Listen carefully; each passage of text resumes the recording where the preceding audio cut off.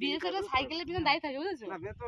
সাইকেলের মাঝে দাঁড়িয়ে থাকে। আমরা যেতে পারবে না তো, কেন এই যে বাইকটার যে রাস্তা ওই মেন মুখ, ওই মুখই তো সে মোটা মোটা পাথর ঢেলে আমি রাস্তা বন্ধ করতে। যন্ত্র শয়তানেরা।